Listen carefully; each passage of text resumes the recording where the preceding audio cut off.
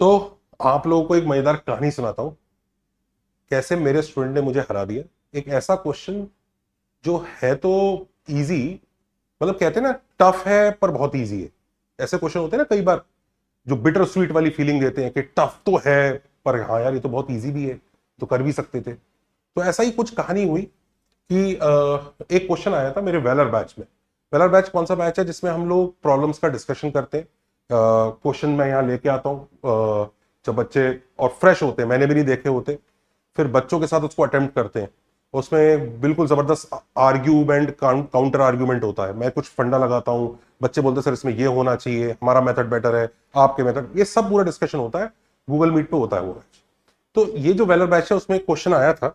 अब हुआ क्या, मैंने उसको काफी देर तक ट्राई किया पर मैं उसको क्रैक नहीं कर पाया, और मैं बताऊंगा मैं क्रैक क्यों नहीं कर पाया। बट उस बच्चे ने क्रैक कर दिया। अब फादर और टीचर, ये दो ऐसे लोग होते हैं बड़े स्पेशल होते हैं। ये ऐसे स्पेशल लोग होते हैं कि जब फादर का बेटा या टीचर का स्टूडेंट उससे आगे निकलता है ना, तो एक बहुत ही अलग तरह की फीलिंग आती है, खुशी। तो जब वो उस बच्चे ने क्वेश्चन कर दिया और मैं नहीं कर पाया, तो आप समझ रहे हैं मतलब मुझे कितनी खुशी हो रही है कि ये बच्चा पढ़ रहा है एंड पूरे टाइम से हमारे साथ ही पढ़ रहा है, और वो बच्चा कैसे उस तरह से सोच पाया जो मैं नहीं सोच पाया था। तो कभी आप भी फील करोगे जब बाई चांस आप में से कोई टीचर बने या जब फादर बनोगे या पेरेंट्स बनोगे, कि जब अपना बच्चा अपने से आगे निकलता है ना, तो उसकी फीलिंग अलग ही होती है। एक अलग ही मतलब बहुत ही ज्यादा खुशी होती है। इसलिए मैं आपके साथ वो खुशी भी शेयर करना चाहता हूं। तो लेट्स सी उसने क्या सोचा जो मैं नहीं सोच पाया, और कैसे उसके सोचने में वो फ्रेशनेस थी, और मैं कैसे बंधा रह गया अपने अजम्पशंस में। जरूर देखिएगा। और काफी इंपॉर्टेंट क्वेश्चन है, जेई वगैरह में कहीं भी आ सकता है। आप देखिए एक फंक्शन दे रखा है, x⁻8 - 9x⁻7 plus 31x⁻6 plus summation, और बाकी कोफिशिएंट्स उसने दिए नहीं है। सारे कोफिशिएंट्स रियल हैं, मतलब all these coefficients are real. तो सारे कोफिशिएंट्स रियल है, तो बेसिकली एक 8 डिग्री पॉलिनोमियल वाला एक फंक्शन दिया है, और बोल रहा है f(x = 0) के सारे रूट्स रियल है। मतलब वो जो 8 रूट्स आएंगे, आठों के आठों रियल है। और हमें प्रूव करना है कि सारे रूट्स -2 से 4 के बीच में इस इंटरवल में होंगे। तो ये वो क्वेश्चन है। अब सवाल उठता है कि ये क्वेश्चन पहली बात इतना इंटरेस्टिंग क्यों है। ये इंटरेस्टिंग इसलिए है क्योंकि इसमें इंफॉर्मेशन तो बहुत ही कम है। मतलब बस यही सब कुछ दे रखा है और बाकी कुछ तो दे भी नहीं रखा है, और उससे वो इतनी मजेदार चीज पूछ रहा है हमें। तो करना क्या है, मतलब आप समझ रहे हैं कि सबके किसी कोफिशिएंट के बारे में हमें पता ही नहीं है, वी डोंट नो, बस यही पता है। तो हम कैसे करेंगे इसको। और इस तरह के कुछ क्वेश्चन हमने करे भी होते पर उनसे हुआ नहीं, उन मेथड से। लेट्स सी मैंने क्या क्या ट्राई किया था, मैं आपको बताता हूं। मैंने सबसे पहले सोचा शायद ग्राफ वगैरह बना के देख लेता हूं, ग्राफ बना के देख लूंगा जहां जहां कट करेगा। पर ग्राफ तो पहली स्टेप पे फेल हो गया। फेल इसलिए हो गया कि भाई अगर मान लो इसको एक फंक्शन लेता हूं और इसको दूसरा फंक्शन लेता हूं, तो चलो उसका कुछ तो मेहनत करके कुछ बनाऊंगा, लेकिन इसका तो पता ही नहीं है मुझे क्या करना है, तो मैं ग्राफ बना ही नहीं सकता। तो ग्राफ वाला मेथड तो फेल ही हो गया मेरा सबसे पहले। दूसरी चीज जो मैंने ट्राई की, लोकेशन ऑफ रूट्स। जो बच्चे सोचते हैं लोकेशन ऑफ रूट्स सिर्फ क्वाड्रेटिक के चैप्टर में होता है, वो गलत सोचते हैं। मैंने कुछ फंडे लोकेशन ऑफ रूट्स के डाले हैं कि कैसे हम किसी पॉलिनोमियल इक्वेशन के रूट्स की मैक्सिमम लिमिट और लोअर लिमिट वगैरह कमेंट कर सकते हैं। और मैंने वो सब ट्राई किया। ये कुछ वीडियो आपको दिख रहा होगा स्क्रीन पे, इनमें मैंने कराया उसको, पर वो यहां पे लगेगा नहीं, क्योंकि आप देखिएगा उसमें एक तो मुझे सारे कोफिशिएंट्स की रिक्वायरमेंट होती है उस मेथड में, कि सारे कोफिशिएंट्स पता होने चाहिए तब वो मेथड लगता है। मेरे को सारे कोफिशिएंट्स नहीं पता है यहाँ पे, और क्योंकि मुझे सारे कोफिशिएंट नहीं पता है तो मैं वो वाला फंडा भी नहीं लगा पाया। तो मैं ये तो बिल्कुल पहले ही 5 सेकंड में समझ गया था ये दोनों तो नहीं लगने वाले। फिर मैंने सोचा कि भाई चलो, जब अब मेरी थॉट भी सोचिए भाई, इतना भी मैं बेकार नहीं हूं, मेरे को भी थॉट प्रोसेस बहुत अच्छी है। मैंने सोचा उसने यही दे रखा है ना, तो पूरा खेल इसी के अंदर है।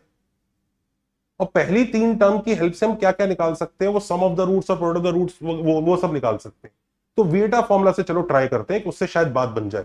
तो मैंने बिल्कुल वीटा फॉर्मूला लगाया कि sum of roots is 9 and sum of the roots taken 2 at a time is 31। और सोचा चलो अब इसमें एएमजीएम लगा लेता हूं, क्योंकि पुराने ऐसे क्वेश्चन मैंने एएमजीएम वाले मेथड से ही करके देखे थे। पर उसमें क्या समस्या आई कि ये उसने कहीं नहीं बोला है कि सारे रूट्स पॉजिटिव है, उसने कहा सारे रूट्स रियल है।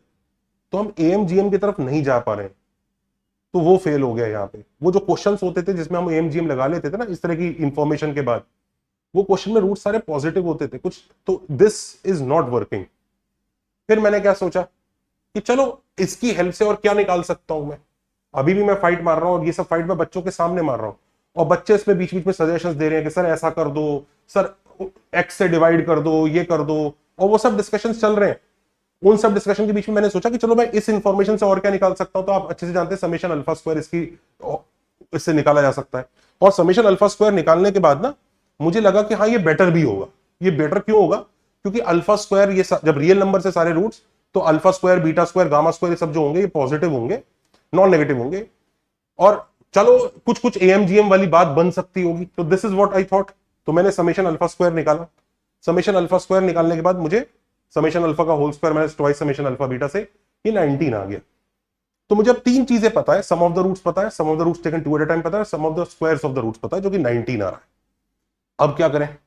तो मैंने कहा यार सम ऑफ द स्क्वायर्स पता है और सम ऑफ द रूट्स पता है, तो कुछ क्वांटिटीज का एडिशन पता है, कुछ क्वांटिटीज के स्क्वायर्स का एडिशन पता है, इन्हीं को कुछ इनइक्वालिटी पे बांधना होगा, क्योंकि पुराने क्वेश्चन मैंने ऐसे ही कर रखे थे। तो कुछ इनइक्वालिटी पे बांधने के लिए मैं पावर मीन वाली इनइक्वालिटी लगाता हूं। पावर मीन में क्या होता है कि आप स्क्वायर्स का एवरेज, आप स्क्वायर्स का, जैसे अगर तीन क्वांटिटी है ए बी सी, तो स्क्वायर्स का एवरेज लो और स्क्वायर रूट लो, वो बड़ा होता है, वो बड़ा होता है अरिथमेटिक मीन से। और पता है ये नेगेटिव नंबर्स के लिए भी वैलिड है, अगर एबीसी नेगेटिव हो। क्यों वैलिड है मैं आपको बताता हूं। क्योंकि ये जो क्वांटिटी है ये इससे बड़ी होगी, समझिए, इससे बड़ी होगी, क्योंकि हम इसे मॉड ए का स्क्वायर, मॉड बी का स्क्वायर, मॉड सी का स्क्वायर लिख सकते हैं। तो देखा जाए तो पावर मीन वाली इनइक्वालिटी हम मॉड ए, मॉड बी, मॉड सी पे लगा रहे हैं, और ये इससे बड़ा होगा। तो ये अजीब बात है, कई बच्चों को पता नहीं होता कि power mean 2 is greater than equal to arithmetic mean. ये हम नेगेटिव नंबर्स के लिए भी लगा सकते हैं।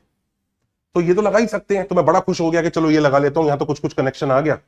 तो मैंने तुरंत वही सम ऑफ द स्क्वायर्स अपॉन 8, क्योंकि 8 रूट्स हैं, तो स्क्वायर्स का एवरेज का square root is greater than equal to आठों के आठों रूट्स का एडिशन अपॉन 8। ये सीधा अप्लाई किया मैंने। जैसे ही मैंने अप्लाई किया ये 19/8 हो गया, ये हो गया 19 ग्रेटर देन इक्वल टू 81/8 हो गया, जो कि सच है, हाँ ये है ही। पर अब क्या, मुझे रियलाइज हुआ कि मैंने प्रूव कर दिया कि हाँ 19 greater than equal to this. जो क्वेश्चन था वो अभी तक नहीं हुआ है मुझसे। तो मैं सोचने लगा हाँ यार इससे तो एक सच्चाई आ गई निकल के। इस सच्चाई से ये कहां प्रूव हुआ कि कोई जो रूट है, जो भी रूट्स होंगे रियल, सारे ही रियल है, मतलब रूट्स, रियल रूट्स उसके -2 से 4 के बीच में। ये तो कुछ मतलब मैंने ट्रुथ प्रूव कर दिया, बस दैट्स ऑल। फिर क्या होता है? फिर बच्चे ने सजेस्ट किया, सर आप अटके हुए हो। अब सोचो बच्चा बोल रहा है सर आप अटके हुए हो, क्योंकि जिसके बारे में आपको बताना है अभी तक वो तो पिक्चर में आया ही नहीं है। मैंने कहा हाँ यार बात तो सही कह रहा है कि मुझे एक रूट के बारे में बताना है, वो तो पिक्चर में आया ही नहीं है। आप तो बस नंबर से ही खेल रहे हो। आप number greater than equal to another number कर लोगे तो क्या कर लोगे? आपको वो क्वांटिटी पिक्चर में लानी है जिसके बारे में हमें ये प्रेडिक्ट करना है। Is right. तो मैंने कहा ठीक है, हाँ यार बात तो सही कह रहा है। अब वो कह रहा है कि आपको एक रूट लेना पड़ेगा सर के, और के के बारे में ये प्रूव करना है, तो के को किसी तरह से आप पिक्चर में लेके आओ। तो मैंने कहा यार के लिए अगर मैंने प्रूव कर दिया तो कि वो भाई बाकी रूट्स के लिए, कि बाकी रूट्स की सर जरूरत ही नहीं है। आपने अगर किसी रूट, आपने आठों रूट में से किसी एक रूट को के मान लिया और आपने के लिए प्रूव कर दिया -2 से 4 के बीच में है, तो विदाउट लॉस ऑफ जनरलिटी आप ही कह सकते हैं कि वो बाकी सारे रूट्स के लिए भी ये बात सच होगी। तो विदाउट लॉस ऑफ जनरलिटी इतनी शानदार तरीके से उस बच्चे ने यूज किया, मैं समझ गया कि अच्छा अच्छा मुझे के एक रूट लेना है और उसमें इक्वेशन बनानी है और शो करना है के इन दोनों के बीच में आ रहा है। और अगर क्योंकि के इनके बीच में है तो दूसरा रूट भी जो भी होगा उसको भी वापस के ले सकते थे, फिर स्टार्ट कर सकते थे, तो आपका काम हो जाएगा। तो नाउ दिस वाज एक्चुअली अच्छा आइडिया। तो मैंने अज्यूम किया एक रूट के है, तो बचे हुए सारे सातों रूट अल्फा 1, अल्फा 2, अल्फा 3 से लेकर अल्फा 7, उन सबका एडिशन 9 - के होगा, क्योंकि सम सबका सम 9 है तो वो 9 - के होगा, 7 के वो रूट उधर चला गया। और स्क्वायर्स का एडिशन 19 - के स्क्वायर, क्योंकि सारे स्क्वायर्स का एडिशन 19 था। तो अब ये दोनों चीजें मिली। अब मैंने कहा यार इसमें लगा देता हूं मैं पावर मीन ग्रेटर देन, इधर लगा देता हूं पावर मतलब सम ऑफ स्क्वायर्स का स्क्वायर रूट ये। तो जैसे ही मैंने ये चीज लगाई यहां पे, अब मैं फिर अटक गया। क्यों अटक गया? पिछली बार याद रखो नंबर्स थे इनइक्वालिटी में, दोनों साइड पॉजिटिव थी, स्क्वायरिंग कर सकते थे। इधर 9 - के/7 है, ये नेगेटिव भी हो सकता है, तो हम स्क्वायरिंग शायद ना कर पाए। अब कैसे करें? भाई we can not directly square, ये नेगेटिव भी हो सकता है, पॉजिटिव है, तो गलत आंसर भी आ सकते हैं। तो अब क्या करें? तो अब एक चीज सुनो, स्क्वायर्स के सम और और नंबर्स के एडिशन और नंबर्स के स्क्वायर्स को कनेक्ट करने के लिए कॉशी-श्वार्ट्ज इनइक्वालिटी भी होती है, जिसका एक वीडियो है, आप देखो, वो मैंने बना भी रखा है।